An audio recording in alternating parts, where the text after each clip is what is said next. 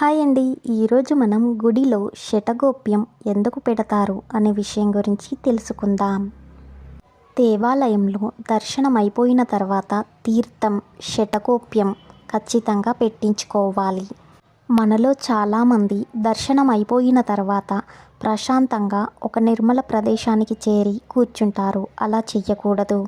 ఖచ్చితంగా తీర్థ ప్రసాదాలు తీసుకొని శటగోప్యం పెట్టించుకోవాలి. ఎందుకనగా షడగోప్యం అంటే అత్యంత రహస్యము. మనం కోరుకునే కోరిక పూజారికి కూడా వినపడనంత మెల్లిగా కోరుకోవాలి.